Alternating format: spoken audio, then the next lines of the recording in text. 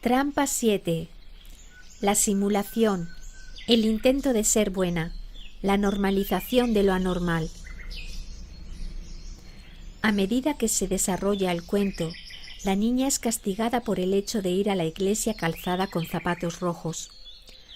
Contempla los zapatos rojos del estante, pero no los toca. Hasta ahora ha intentado prescindir de la vida del alma, pero no le ha dado resultado. Después ha intentado llevar una doble vida, pero tampoco ha podido. Ahora, como último recurso, procura ser buena. El problema del ser buena, al máximo, consiste en que no resuelve la cuestión subyacente de la sombra, por cuyo motivo surgirá de nuevo como un tsunami, una ola gigante o un torrente desbordado, destruyendo todo lo que encuentra a su paso. Cuando es buena, la mujer cierra los ojos a todo lo que a su alrededor es inflexible, deformado o perjudicial y se limita a ir aguantando. Sus intentos de aceptar este estado anormal dañan ulteriormente sus instintos de reaccionar, señalar, cambiar y producir un impacto en lo que no está bien, lo que no es justo. Annie Sexton escribió un poema acerca de las zapatillas rojas, titulado precisamente Las zapatillas rojas. Estoy en el centro de una ciudad muerta y me anudo las zapatillas rojas. No son mías, son de mi madre y de su madre, transmitidas como una herencia, pero escondidas como cartas vergonzosas. La casa y la calle que le corresponden están escondidas y todas las mujeres también están escondidas.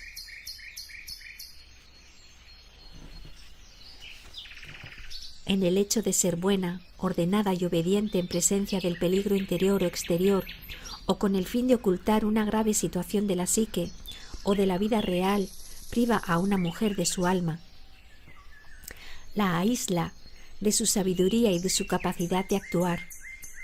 Como la niña del cuento que no protesta demasiado, que intenta disimular su hambre y aparentar que no arde nada en su interior, las mujeres modernas padecen el mismo trastorno, consistente en normalizar lo anormal.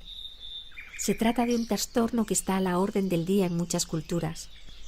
El hecho de normalizar lo anormal hace que el espíritu, que en condiciones normales se apresuraría a corregir la situación, se hunda en el tedio, la complacencia y, en último extremo, en la ceguera, tal como le ocurre a la anciana. Se ha llevado a cabo un importante estudio que explica los efectos de la pérdida del instinto de protección en las mujeres. A principios de los años 60, unos científicos llevaron a cabo unos experimentos con animales para averiguar algo acerca del instinto de fuga de los seres humanos.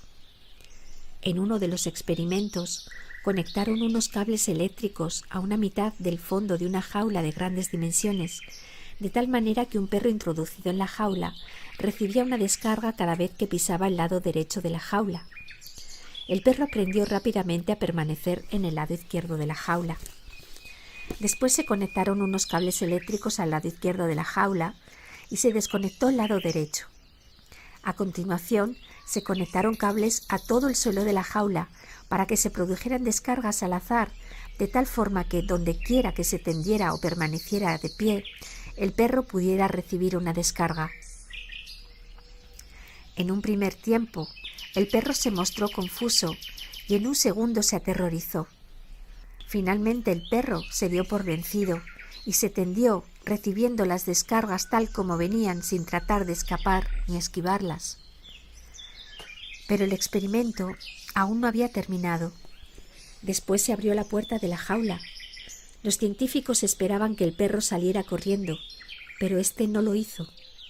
A pesar de que habría podido abandonar la jaula a voluntad, el aterrorizado perro permaneció tendido, de lo cual los científicos dedujeron que, cuando una criatura se expone a la violencia, tiende a adaptarse a esta perturbación de tal forma que, cuando cesa la violencia o se le concede la libertad, el saludable instinto de huir queda notablemente mermado y, en su lugar, la criatura se queda quieta. Esta normalización de la violencia en la naturaleza salvaje de las mujeres, y eso que los científicos han denominado posteriormente el desvalimiento aprendido, no son lo que induce a las mujeres no solo a permanecer al lado de sus parejas borrachas, sus patronos explotadores y los grupos que las hostigan y se aprovechan de ellas, sino también a sentirse incapaces de reaccionar para defender las cosas en las que creen con todo su corazón, su arte, sus amores, sus estilos de vida y su política. La normalización de lo anormal, incluso en el caso de que no quepa la menor duda de que ello va en detrimento de la propia persona, se aplica a todas las palizas que se propinan a las naturalezas físicas, emocionales, creativas, espirituales e instintivas. Las mujeres que se enfrentan con esta cuestión, cada vez que los demás las aturden para obligarlas a hacer otra cosa que no sea defender la vida de su alma contra las proyecciones invasoras de carácter físico, cultural o de otro tipo. Nuestra psique se acostumbra a las descargas dirigidas contra nuestra naturaleza salvaje. Nos adaptamos a la violencia contra la naturaleza sabia de la psique. Procuramos ser buenas normalizando lo anormal y como consecuencia de ello perdemos nuestra capacidad de huir. Perdemos la capacidad de defender los elementos del alma y de la vida que a nuestro juicio son más valiosos. Cuando nos obsesionan los zapatos rojos, perdemos por el camino toda suerte de importantes cuestiones personales, culturales y ambientales. Perdemos tantas cosas significativas cuando abandonamos la vida hecha a mano, que necesariamente tienen que producirse toda suerte de lesiones en la psique, la naturaleza, la cultura, la familia, etc. El daño a la naturaleza es concomitante con el aturdimiento de la psique de los seres humanos. Ambos van y deben considerarse unidos. Cuando un grupo comenta lo mucho que se equivoca lo salvaje y el otro grupo replica que lo salvaje ha sufrido un agravio, hay algo que falla drásticamente. En la psique instintiva, la mujer salvaje contempla el bosque y ve en él un hogar para sí misma y para todos los seres humanos. Pero otros, al contemplar el mismo bosque, quizá lo vean como un terreno sin árboles e imaginen sus bolsillos llenos a rebosar de dinero. Se trata de graves fracturas en la capacidad de vivir y de dejar vivir, de manera que todos podamos vivir. Cuando yo era niña en los años 50, en los primeros días de las agresiones industriales contra la Tierra, una barcaza de petróleo se hundió en la cuenca de Chicago del lago Michigan. Tras pasarse un día en la playa, las madres restregaban a sus hijos con el mismo entusiasmo con que solían limpiar los suelos de parquet de sus casas, pues los niños estaban enteramente manchados de gotitas de petróleo. El hundimiento de la barcaza había provocado un vertido de petróleo que se desplazaba formando grandes sábanas que parecían unas islas flotantes tan anchas y largas como manzanas de casas. Cuando chocaban contra los embarcaderos se rompían en fragmentos que se hundían en la arena y se deslizaban hacia la orilla, bajo las olas. Durante muchos años la gente no pudo nadar sin cubrirse con una capa de porquería de color negro. Los niños que construían castillos de arena recogían de repente un puñado de gomoso petróleo. Los enamorados ya no podían rodar sobre la arena. Los perros, los pájaros, la vida acuática y la gente, todo el mundo sufría. Recuerdo haber experimentado la sensación de que mi catedral había sido bombardeada. La lesión del instinto, la normalización de lo anormal, fue la causa de que las madres limpiaran de la mejor manera posible las manchas de aquel vertido de petróleo, y más tarde los efectos de los ulteriores pecados de las fábricas, de las refinerías y de las fundiciones sobre sus hijos, sus coladas y el interior de sus seres queridos. A pesar de lo confusas y preocupadas que estaban, habían olvidado su justa cólera. Aunque no todas, la mayoría de ellas se había acostumbrado a no intervenir en los acontecimientos desagradables. el hecho de romper el silencio, huir de la jaula, señalar los errores y exigir un cambio era severamente castigado.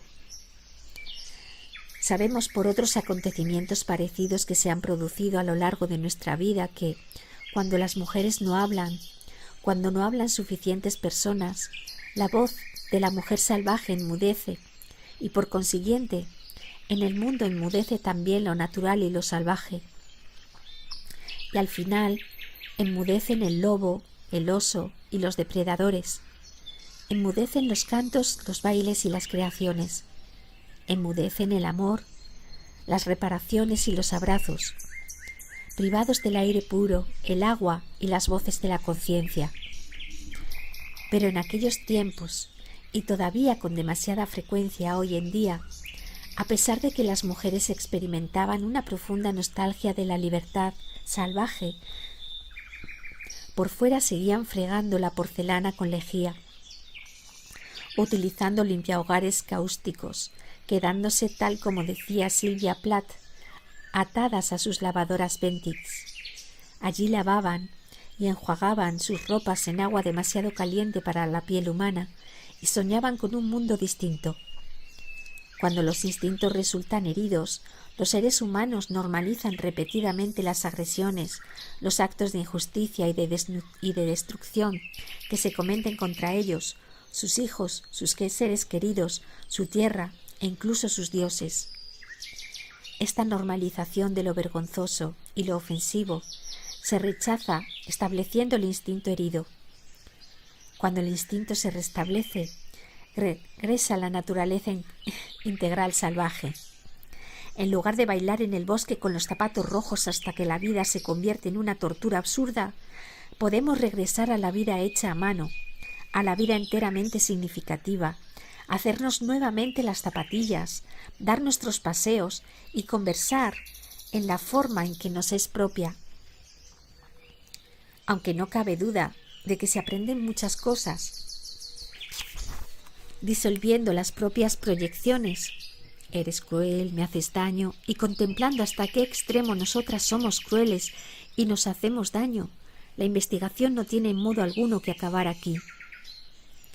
La trampa que hay en el interior de la trampa es pensar que todo se arregla disolviendo la proyección y buscando la conciencia que tenemos dentro. Esto es cierto algunas veces y otras no. En lugar de perder el tiempo con el paradigma de o eso o lo otro, aquí afuera ocurre algo que nos ocurre y nos ocurre algo a nosotros. Es más útil emplear un modelo de y. Este modelo tiene en cuenta la cuestión interior y la cuestión exterior. Este modelo tiene en cuenta la cuestión interior y la permite una investigación más exhaustiva.